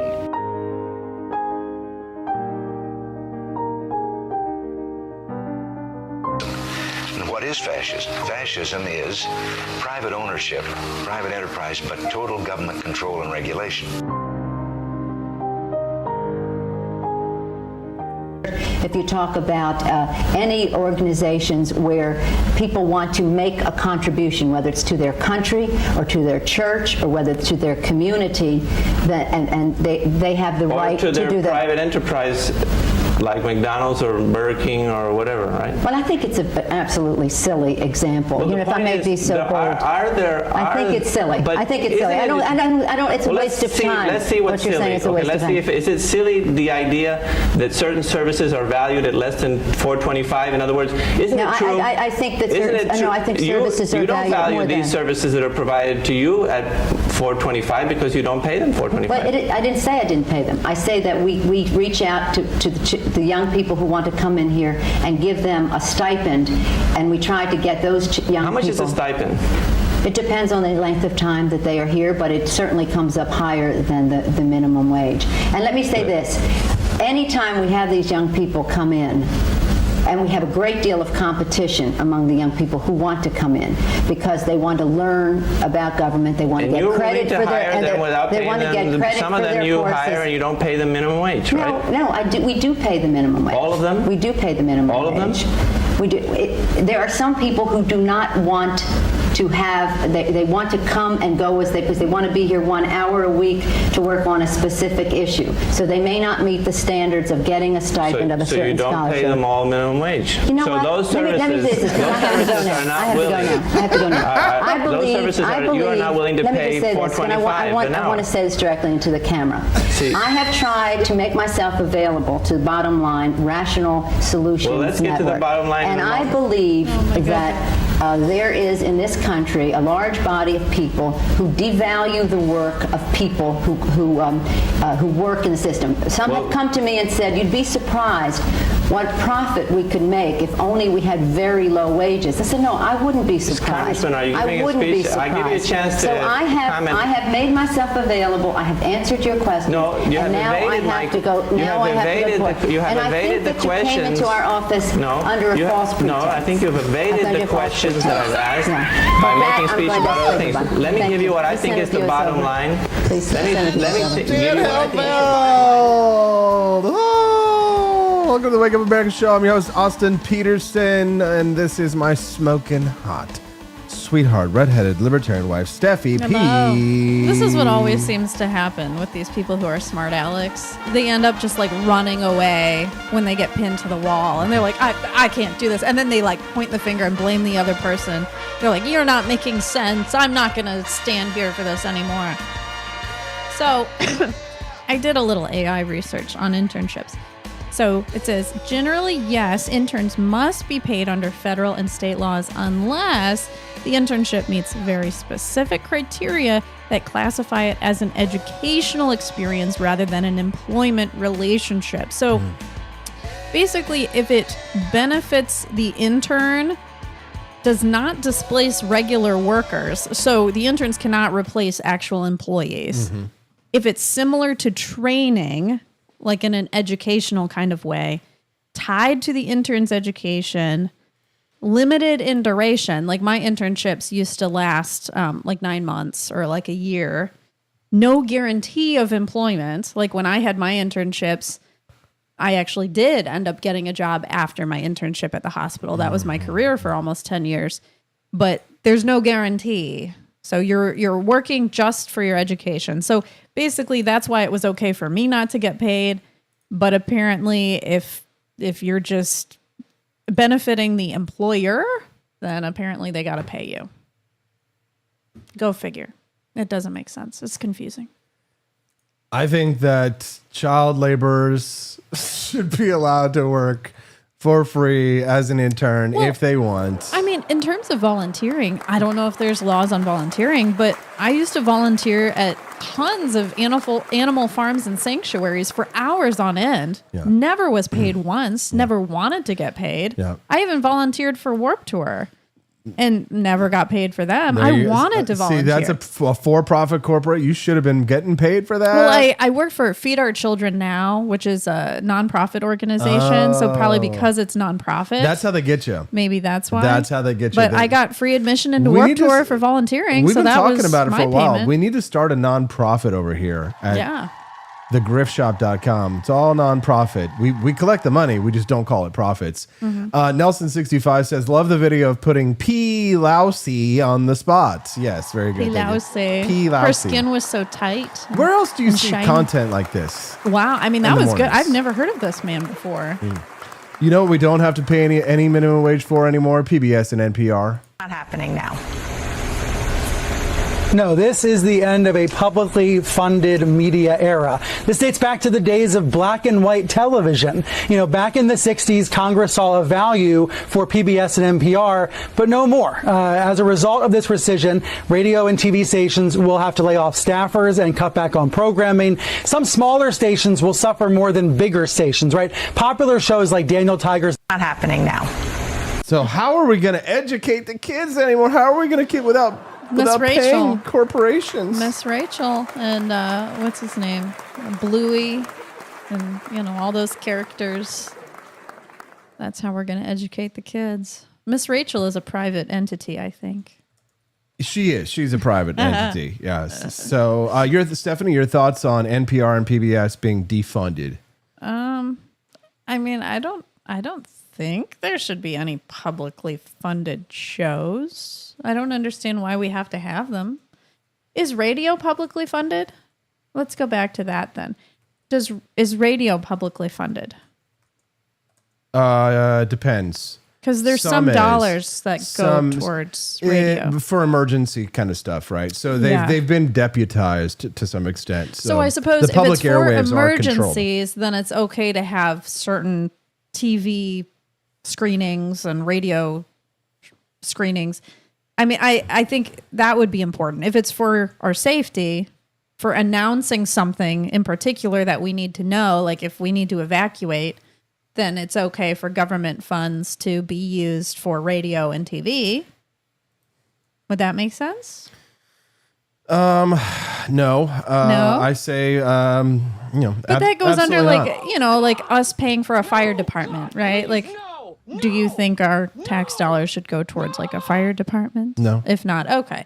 Then do you think there should be any sort of emergency systems like warning us of tornadoes? Warning us of bombs. Yeah, the military. Anything? The military can do that. Okay. Yeah, the military, the National Guard. But just no radio ads that come, not ads, but radio notifications that come on from the government saying, hey, we're under attack. Nothing. That would come from the military. Yeah. Okay. Yeah. So then, no, I guess there's no need at all for any type of government funding to go towards news. Yeah. BB for Liberty says, I feel like our phones offer that already. I would have agreed with Stephanie 20 years ago, but new development in tech has made that need obsolete. Well, who does the Amber Alerts? That's the government, isn't it? Yeah. So I don't like Amber Alerts. I silence them. They freak me out. Silver alerts, Amber alerts, tornado alerts. I mean, tornado alerts we are appreciative of because we don't have a basement. Because that affects us. Well, we need to know when we need to evacuate our house so we can go to our neighbor's house. Exactly. But we don't need to know every time a kid gets kidnapped and might be getting stolen and taken away. But a lot of times the Amber Alerts are like, child in Texas. I know. And it's like, wow, I wish I could help. But unfortunately, I'm here in my bed in another state. Right. It's like, keep your eyes peeled for this child in Texas. I will say, let me tell this story. I think this actually happened a few years ago this summer. There was a man that came to our door at like 11 o'clock at night. He had like a flashlight in our yard. And I was freaking out. I was like, don't answer the door. Don't answer the door. So you asked him what he wanted. And he was like, I have a lost dog. Have you seen my dog? And we were like, no, we haven't seen your dog. Lo and behold, the next morning, the dog was in the middle of the street, alive, this little Yorkie, and you and I saved it. So that's why, these Amber Alerts might actually be helpful because you never know when a child's going to end up, at your front door or in the middle of the road. I want the government out of my phone. I want them out of my life. I want them out of my pocketbook. I know. I want the government to end. But do you really trust weathermen enough? Like when they come on TV and they're like, there's a tornado coming. Usually that's not true. So like, how do we know when there's actually a tornado? I need to know. I need to protect my life. I only trust the KWOS Morning Show, News Radio, 950 on AM and 104.5 on FM. And I wonder if that gets any government funding at all. I bet it does because it's a necessary. They buy advertising. So yeah, they do get government funding in the sense that like the government will advertise. If there's like the state is hiring for whatever reason, but they'll pay for advertising. And they also have a law that is like they have to, when they buy advertising, they're forced to sell the ads for the lowest possible rate on the rate chart of whatever it is that the salespeople do. So there is there are laws that gives the government special contracts to be able to do that kind of stuff. And if you're selling advertising to candidates, you have to like make it available to all candidates at like the lowest possible charge as well, so that everybody can have equal access to it or something like that. So unless it's an emergency, I don't think government funds should go towards television or radio. Okay, there you go. Are you ready for the next topic? Yes. Moving on. Let's dive into what may be the biggest MAGA earthquake since January 6th. Trump is now at war with his own base over the Epstein files. Trump is now, the Wall Street Journal published a sketchy 2003 letter allegedly written by Trump, he says it's a lie, for Epstein's birthday album that had a naked doodle and the phrase, "May every day be another wonderful secret." Okay, interesting. This is Bill Kristol reading the letter here on CNN. Jeffrey, yes, we do, come to think of it. Donald, enigmas never age. Have you noticed that? Jeffrey, as a matter of fact, it was clear to me the last time I saw you. For me, I mean, that's a kind of weird, what is enigmas? I mean, is that a word that Trump and Epstein used to convey something that they shared? I mean, we know that. So I think this will raise many more questions about how much how close Trump was, let's put it this way, to what Epstein was involved in. Donald. So Trump says it's fake, and he's suing the Wall Street Journal. And he's just classic Trump fashion. He didn't just deny it; he's going scorched earth. He calls the whole Epstein file scandal a hoax, and this is the big part: is that he mocked his supporters as weaklings who don't deserve him. And now a bunch of MAGA influencers are flipping on him: Joe Rogan, Candace Owens, Alex Jones. You know that works on women, though. What's that? Trump has a lot of women who love him, right? Those housewives. And he knows that when he's hating on them and playing hard to get, the women want him more. Yeah, some of them are. Laura Loomer is not necessarily saying anything all that night. Democrat Jamie Raskin was asked why the Democrats didn't release the Epstein files under Biden if they got something on Trump. Congressman, you could have gotten that from 21 to 25 when Democrats controlled the DOJ. Why? It was a crisis then. It's a crisis now. Why didn't Democrats call for it from 21 to 25? So, I mean, you have to go back and look specifically at particular prosecutorial decisions and what was taking place in terms of the other cases. So, I don't know. We could try to reconstruct that record. But the point is that Donald Trump is the one who has led the crusade to say that that Epstein, who was his very close friend, and there's all kinds of pictures of them. I think there's a very simple way to figure this out. Have Trump write something and check to see if the handwriting is the same as this letter, and have him draw something. Didn't he draw a naked woman or something on his letter? So that's the letter is like a picture of a naked woman, and then have him draw something. He claims he's not a drawer. Have him draw something and see if it matches. He won't do that, and I don't think he has to. I don't think he really has to do that. I'm willing to believe that Trump did not write that letter. It doesn't sound like something Trump would write, and I think the most realistic scenario in this, and the Wall Street Journal doesn't want to blow up their credibility with a fake news story, So I think that there's probably some truth to this, but it's probably that, they asked Trump for a letter for the birthday, and Trump's like, yeah, just send him something. And somebody just wrote it and made it look like it came from Trump, and they wrote this thing. Yeah. A lot of these people high up have other people doing the work for them. We know exactly. that. Even within libertarian circles. Absolutely. Not going to say names. Absolutely. Yes. Y2 Joe, by the way, sent us a video that shows how they want us to act when the Amber Alert hits. Over to the right. To the right. Oh, hold on.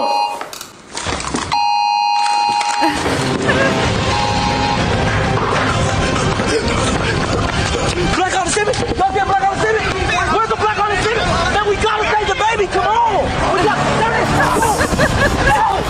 Oh my gosh, this is great. Nice one, nice find. Go!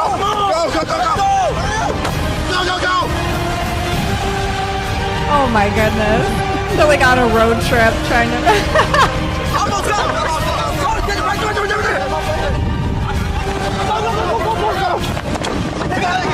The cameraman's really good for this. I got it, baby. Oh my god!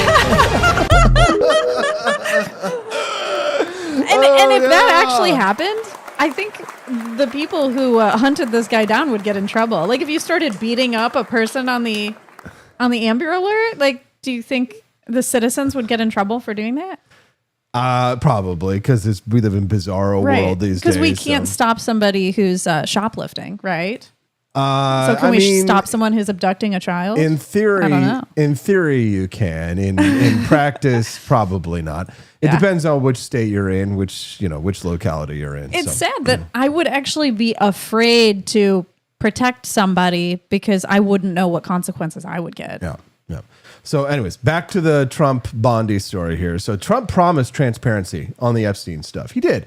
And then the Attorney General Pam Bondi, she handed out those binders of the White House. Remember, it said the Epstein files phase 1. Yeah. And then they locked the rest of the info in a drawer, gaslit the base, called them weaklings.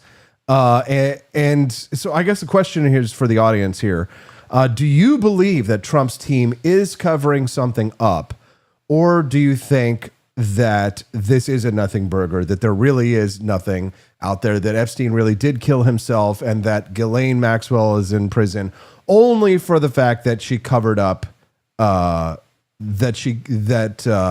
she was covering up the crimes for Jeffrey Epstein, and that the thousands of hours, they say, of CP that they created was only of Jeffrey Epstein with all of these girls. Now, Well, what do the girls say? What do they claim? Do they claim that they've been with other people than Epstein? Isn't that really the question? I mean, if there were so many victims, you would think so many more would come out, and some of them have come out. But here's the thing. A lot of these women who claim to have been victims, they received settlements. As a matter of fact, I think JP Morgan Chase, the bank, had to pay out $100 million to many of these victims because of their role in the cover-up of this. So like a major bank had to pay $100 million. And the first time that he got prosecuted and he got that sweetheart plea deal, part of the plea deal was that they sealed the indictment, the list of all of his co-conspirators. So what they really need to do is not convey some grand jury or do whatever it is that they're claiming they want to do. What they need to do is they need to go back and they need to unseal that indictment from the very first time that named his co-conspirators in the case. Because the fact is that it takes all of the locals out there in Little St. James, they called it Pedophile Island. And it takes an army of people to supply the food, the water, the maid services, all that stuff that they would have needed for a mansion on an island. It's an island by definition. You have to bring everything in. Helicopter pilots, boat captains. You would think Google Maps dock workers would have some sort of documentation of this with, satellite cameras. Yes. Seeing these things coming and going at some point in time. I don't know. Don't we have some sort of surveillance all over the whole world? Yeah. So, but either way, the fissure in MAGA right now over this is real. For the first time, Trump's supporters actually told him no, and he didn't like it.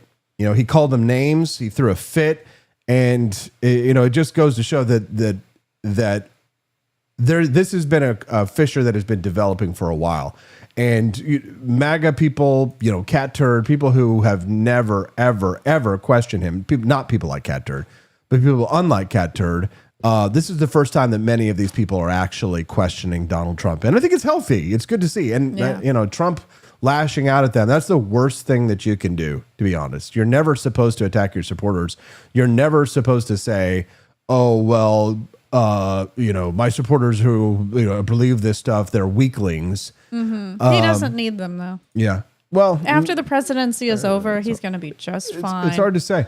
He'll have all the money he needs. So he posted this last night at 9 p.m. Based on the ridiculous amount of publicity given to Jeffrey Epstein, I've asked Attorney General Pam Bondi to produce any and all pertinent grand jury testimony subject to court approval. This scam perpetuated by the Democrats should end right now. That's oddly specific, though. Pertinent grand jury testimony. So what they're going to determine something is pertinent, something is not pertinent. Right? How do we know? Yeah. What's included? Yeah.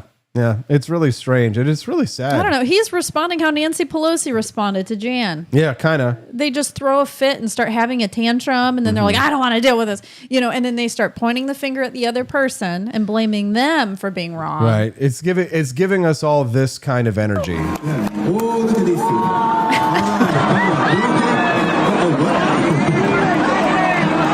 Either they're having an affair or there's a great shot.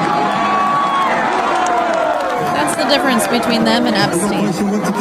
Epstein didn't cover his face when he was doing bad things or when he was around all of those women, at those parties. This man, he at least has a little bit of shame. Either they're having an affair or they're just very shy. All right, one last subject before we go. It's time for some science fiction that's becoming science fact. Peter Jackson, director of Lord of the Rings, funding the resurrection of the extinct giant Moa bird. Everybody says Lord of the Rings. Nobody says Dead Alive. Peter Jackson's greatest film, in my opinion. I don't think I've seen it. Have I? I think I might have tried to show it to you at some point, but you were just not into it.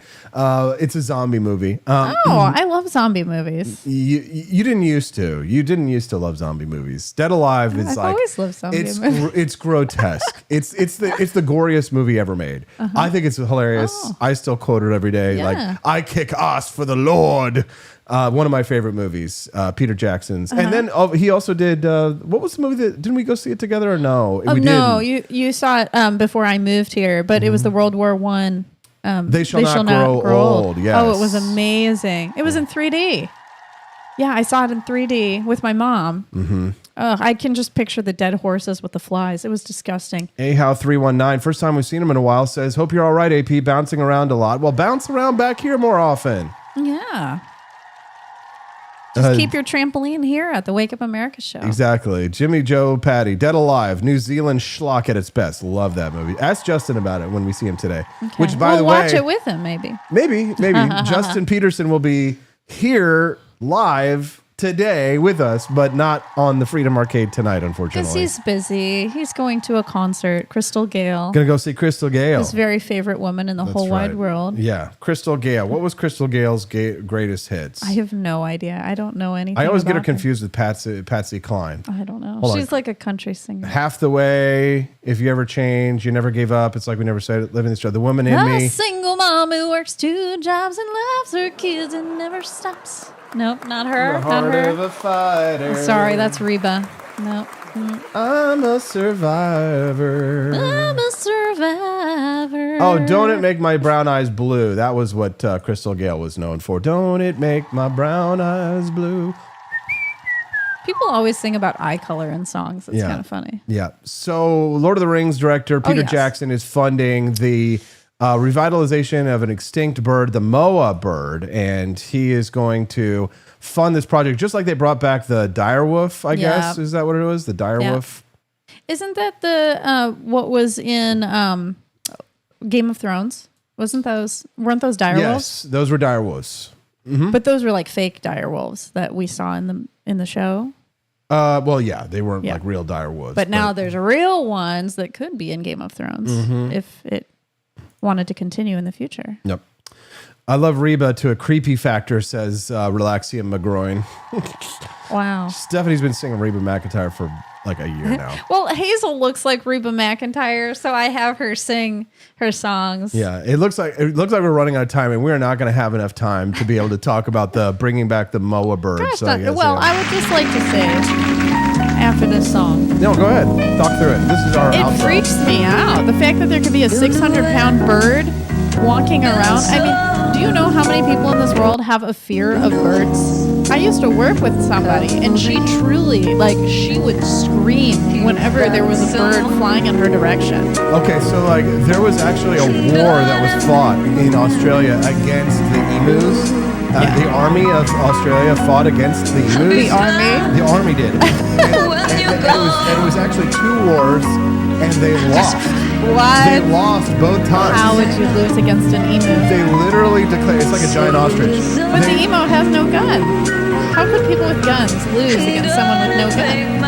The emu, it is a tough bird. You cannot believe how hardcore the emu bird is. I just don't understand. Steffi, please remind people about the Freedom Arcade tonight, okay? Yeah, so while Justin is having fun with Crystal Gale, we're going to be here with you guys playing games.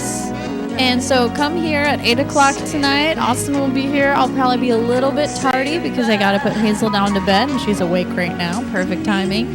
And join us 8 p.m. You have to be a Rumble Premium subscriber. So not just a subscriber to the Wake Up America show, but a subscriber to Rumble Premium itself, because we are part of the creator program.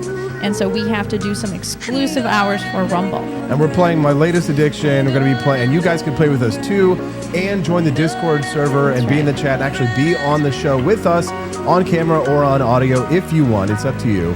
We're going to be playing Call of Duty, Warzone. If you guys want to squad up with us tonight, make sure that you're downloaded and updated so that you can join the squad. And then, of course, we'll play some party games. Before we go, we have a really fun music trivia game that we were playing last week. That was great. I'll find it again, and then we'll play it. There we go. All right, guys. Thanks so much for tuning into the Wake Up America show this morning, hanging out with us on Freedom Family Friday. What do we exit through, Stephanie? thegriftshop.com or forlibertyshop.com. And pick up some coffee. We know somebody else did today, Founding Flavors Coffee. We also have tea, For Liberty. We've got some great alligator Alcatraz, Gulf of America. We've got all kinds of merchandise, metal signs, t-shirts, mugs, hats. You name it, we've got it. All right, bye, guys. Have a wonderful day. We'll see you tonight at 8 p.m. Central right here on rumble.com. Have a wonderful day. Exit to the Grift Shop and say bye-bye. Be free. NPR and PBS have been living large on your tax dollars for decades. Whether you watch their shows or not, your money has kept these public broadcasting giants afloat. For many, this felt less like a public service and more like a government media welfare program, tilted, expensive, and out of touch. A few days ago, the Senate voted 51-48 to cut over $1 billion in federal funding to the Corporation for Public Broadcasting, which funds NPR and PBS. That's a big deal. This isn't just a budget cut, it's a statement. NPR and PBS style themselves as champions of public interest, but the reality is they push a narrow political agenda that resonates mostly with coastal elites, the artsy types, and the politically connected. Middle America? Not so much. Their programming is often too highbrow, too politically slanted, or out of sync with what millions want. And here's the kicker. Despite all that, the rest of the country has been forced to pay for it. Your hard-earned, money-funded shows many don't watch or trust. That's media welfare, not freedom. This vote follows President Trump's executive order targeting CPB funding, challenging the cozy relationship between public broadcasters and government. Defenders warn rural communities will lose emergency alerts and local news, but it's 2025.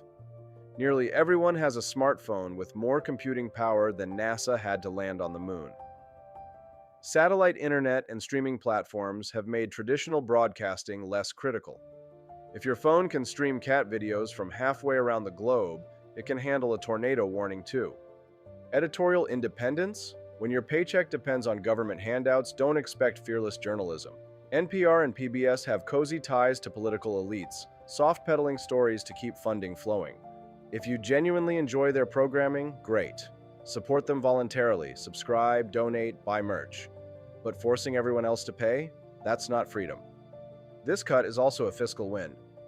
Our national debt is exploding, and spending billions on politically charged media isn't smart budgeting. Maybe fund roads, schools, or healthcare, things that actually matter. Sure, some rural areas rely on public broadcasting for vital info, but that's no excuse to prop up a bloated, government-dependent media monopoly. Technology offers better, more efficient ways to deliver emergency alerts and news. The Senate's vote sends a clear message. Taxpayer money shouldn't endlessly fund media that doesn't represent all Americans. It's a win for diversity, fiscal sanity, and choice. So when you hear complaints about the death of public broadcasting, remind folks true media. Freedom means no government handouts. If the content's worth watching, people will pay.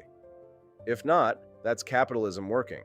And if you want media and merch that speak your language and values, check out forlibertyshop.com. Support voices that represent you on your terms.